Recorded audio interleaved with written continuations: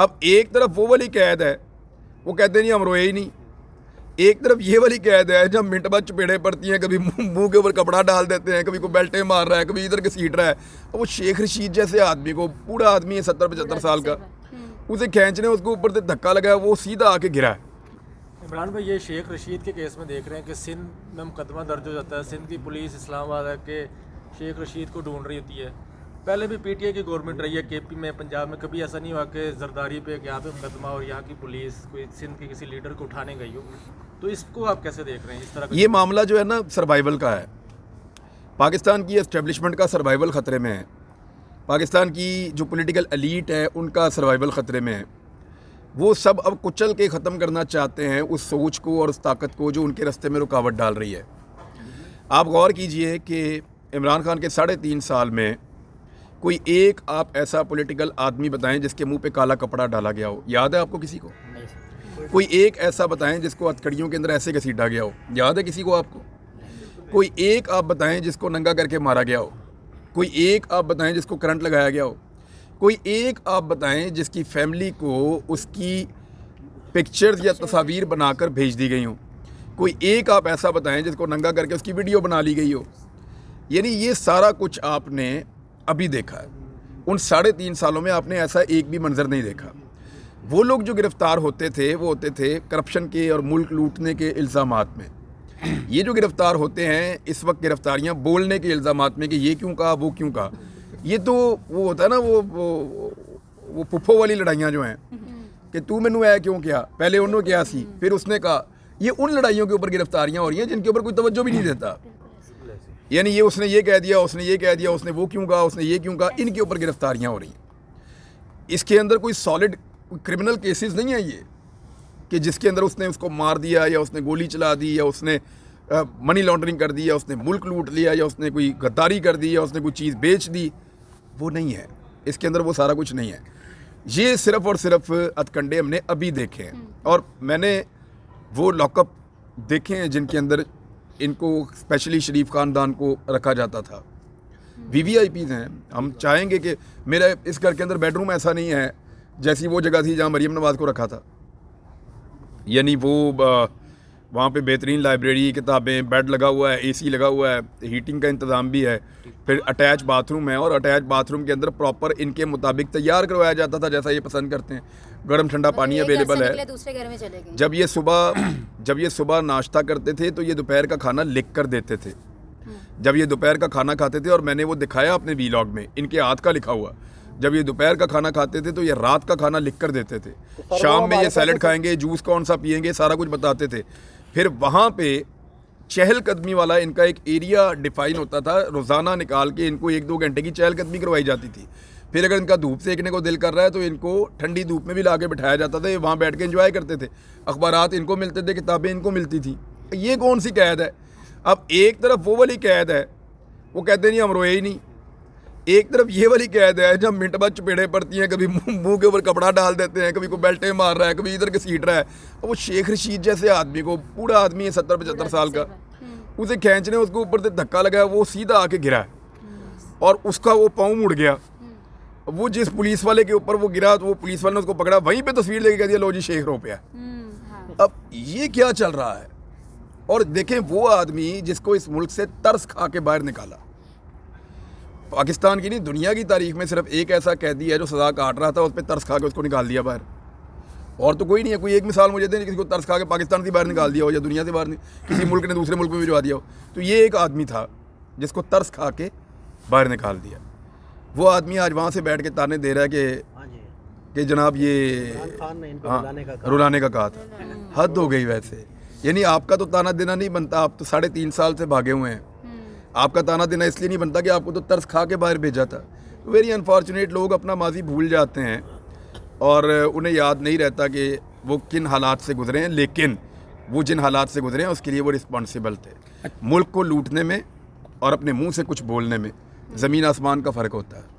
Sir, ये जो young journalist हैं इनके बारे में बताइए जिन्होंने अपना मुस्तकबिल सहाफ़त से जोड़ के रखा हुआ है और अपना ओढ़ना बिछोना बनाया हुआ है। देखें 2-4 लोगों के ऊपर बहुत ज़्यादा रिस्पॉन्सिबिलिटी है। एक तो वकला पे बहुत ज़्यादा रिस्पॉन्सिबिलिटी है, वकीलों को रूल ऑफ लॉ के लिए और अदालतों को मज़ीद ताकत देने के लिए वकला को इकट्ठे होकर खड़ा होना होगा।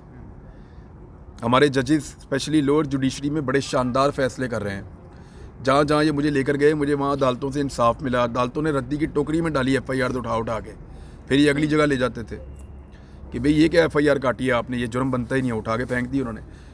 4-4 5-5 घंटे प्रोसीडिंग हुई एक अदालत के अंदर। ये सारा कुछ मैं देख के आया हूँ।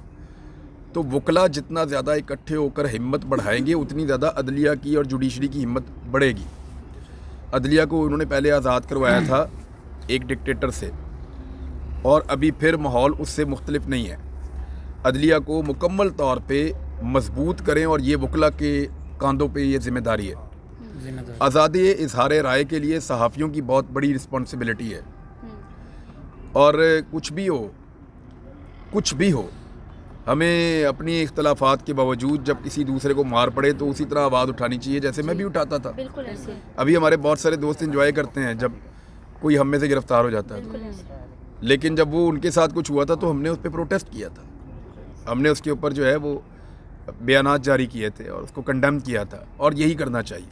कल आपके लिए हमारी तंजीम में से TLP के लोग, नून लीग के लोग और PPP के लोग सहाफ़ी थे, वो आपके लिए सिर्फ आए थे हमारे साथ कि नहीं हम इनके साथ खड़े हैं। सर देखें, बात सहाफ़ियों की है ना, बोलने की बात है। देखें, जिस दौर में ये मतीउल्लाह जान साहब के ऊपर अटैक हुआ, उनको उठा लिया गया, शाम तक उनको फिराया गया, शाम को छोड़ दिया गया, उनको खौफज़दा करने की कोशिश की गई। मैंने उसमें वीलॉग किया था और मैंने रिस्पॉन्सिबल ठहराया था इस गवर्नमेंट को, उस वक्त की जो गवर्नमेंट थी, कि ये अगर एक सहाफ़ी महफूज नहीं है तो फिर कौन महफूज है। फिर जब एक बच्चे को घर के अंदर घुस के मारा था, उसका नज़रियाती नुक्ता नज़र से मुझे इख्तलाफ हो सकता है, उसको मेरे से हो सकता है, लेकिन मैंने तब भी ये कहा था कि ये कैसे हो सकता है कि इस जगह पे आके कोई घर में घुस के ये करे। जब अफसार आलम को गोली लगी थी तो तब मैंने ये कहा था कि अगर इदारे, पाकिस्तान की इंटेलिजेंस एजेंसीज जो क्लेम करती हैं कि दुनिया के नंबर 1 है वो लोग अगर इस बंदे को नहीं पकड़ सकते जिसने अफसार आलम पे गोली चलाई है, तो फिर ये इल्ज़ाम अपने ऊपर ही लगा रहने दें। इसी में इनकी इज्जत है कि अगर अफसार आलम पे गोली चला के एक आदमी इस्लामाबाद के उस पोश एरिया से निकल के गायब हो जाता है और पाकिस्तान की एजेंसियों पे इल्ज़ाम आता है और वो उस आदमी को पकड़ नहीं सकती, तो फिर इल्ज़ाम ही अपने ऊपर ले लें, ये ज़्यादा अच्छी बात है। तो इस लेवल पे हम लोग तनकीद करते रहे, बात करते हैं। हामिद मीर के मामले में जब हामिद मीर का प्रोग्राम बंद हुआ तो मुझे इख्तलाफ था जो बातें उन्होंने की थी। हामिद मीर साहब के हवाले से मैं क्वेश्चन करने लगी थी भी आपसे। मुझे इख्तलाफ था जो उन्होंने बातें की थी, काफ़ी जगह पर उन्होंने ये बात, लेकिन हामिद मीर ने अपने मुंह से ये क्लेम किया, अपने मुंह से, और उन्होंने ये कहा हामिद मीर साहब ने कि मेरा प्रोग्राम इमरान खान बंद ही नहीं कर सकता, उसकी क्या ज़रूरत है। मेरा प्रोग्राम तो बंद किया ताकतवर हल्कों ने, किसी और ने, और जब उनसे डील हो गई तो कहना शुरू हो गए कि मेरा प्रोग्राम बंद किया इमरान खान ने। यार अब ये तो ना करें आप, अब आपने अपना वो बदल ही लिया, आपने मौक़िफ़ भी बदल लिया। यानी आप पहले दिन से, अभी मैं शुक्रगुजार हूँ उनका, उन्होंने वो मजम्मत की है ट्वीट के अंदर के जो गिरफ़्तारी हुई है, इसकी मैं मजम्मत करता हूँ, लेकिन मेरी जान एक दिन ख़तरे में इसी शख्स ने डाली थी। एक PMLN ने एक मेरा क्लिप बनाया था जो 1-1.5 महीने के फ़र्क से था, और उसमें ये साबित करने की कोशिश की कि मैं कोई तहरीक लब्बैक के ख़िलाफ़ कोई तौहीद रसालत के मामले में मेरा कोई मौक़िफ़ गलत है। सियाको सबाक से हटा के एक उधर से चीज़ उठाई, एक उधर से उठाई, वो अजीबोगरीब तरीके से मिलाई और उसको साबित करने की कोशिश की कि ये ऐसे हो गया। मैंने उसको फिर वीलॉग के अंदर चीज़ों को बताया था कि एक्चुअली ये तो मैं साथ साथ ही एक वीलॉग अब किया, एक 4 दिन बाद किया, तो इससे क्या फ़र्क पड़ता है। और जिस दौर की ये बात कर रहे हैं उस दौर में मैं वीलॉग ही नहीं करता था। तो वो जो PMLN ने उसको बनाया, उन्होंने इधर उधर उसको फैलाने की कोशिश की, जब नहीं फैला तो हामिद मीर को दिया गया, हामिद मीर ने उसको ट्वीट कर दिया। मुझे सुबह से लेकर शाम तक 70 धमकियाँ आई, लगभग 70 के करीब धमकियाँ आई। 70 तक मैं गिनता रहा, उसके बाद फिर मैंने गिनी नहीं। मुझे इतनी धमकियाँ आई कि मुझे जान से मार देंगे। ये तक आया कि मेरे बच्चों का स्कूल वहाँ पे है, आपका घर वहाँ पे है, आपके बच्चे इस रास्ते से जाते हैं, हम आग लगा देंगे, ये कर देंगे, वो कर देंगे। मुझे अफ़गानिस्तान से फ़ोन आना शुरू हो गए धमकियों के, ये एक आदमी की एक ट्वीट की वजह से। क्योंकि देखें उनके मिलियंस के अंदर फॉलोअर हैं ट्विटर के ऊपर एक आदमी के, आप किसी की जान से तो नहीं खेल सकते। और जब उनसे ये पूछा गया, सीनियर सहाफ़ी बैठे, उन्होंने पूछा, उन्होंने कहा यार वो मुंडे ने कोई मार देगा, कोई उसके ऊपर हमला कर देगा, खुदा ना खास्ता। इधर तो कोई भी किसी को, यानी वो एक शेर है बड़ा अच्छा, वो कहते जी कि जाने कब कौन किसे मार दे काफिर कह के, शहर का शहर मुसलमान हुआ फिरता है। ये तो पूछते भी नहीं है, किसी को भी कोई भी इल्ज़ाम लगा के कोई कत्ल कर दे और बाद में आप कहें जी वो गलती हो गई, या हमारा ये फैसला गलत था, या हमें पता नहीं चला, वो तो आशिक़ रसूल था। तो अहमद मीर से जब पूछा तो उसने हंस के टाल दिया। और जब मुझे ये बात पता चली तो मुझे बहुत दुख हुआ, और ये रंज मुझे हमेशा रहेगा, क्योंकि मैं उस टाइम पे लगभग 3-3.5 महीने तक मैं अपने बच्चों को अपने साथ गाड़ी में ट्रैवल नहीं करवा सका कि मेरी वजह से इनके ऊपर हमला ना हो जाए। वो ऐसा टाइम था कि मैं अपने इस घुटने के ऊपर पिस्टल रखता था ऐसे पकड़ के, और इस हाथ से गाड़ी चलाता था। ये ऐसा टाइम था मैंने गुजारा इस आदमी की वजह से, कि अभी कोई मौलवी, जो रास्ते में मुझे ऐसा कोई हुलिये के लोग नज़र आते थे, मुझे लगता था ये हमारे ऊपर अटैक ना कर दें कहीं। मुझे अपनी कम वसाइल के बावजूद उस दौर के अंदर मुझे अपनी सिक्योरिटी को भी इन्हांस करना पड़ा। इस आदमी ने ऐसी मुश्किलात पैदा कर दी थी मेरे लिए। अब मुझे आप ये बताएं कि ऐसी हरकत करने के बाद वो बंदा शर्मिंदा भी ना हो। हालांकि उससे पहले इन्होंने मेरे बारे में एक ट्वीट किया, मैंने इनको फ़ोन किया, मैंने उनसे पूछा था, मैंने कहा जी आपको इस बारे में पता है बात का? उन्होंने कहा जी नहीं।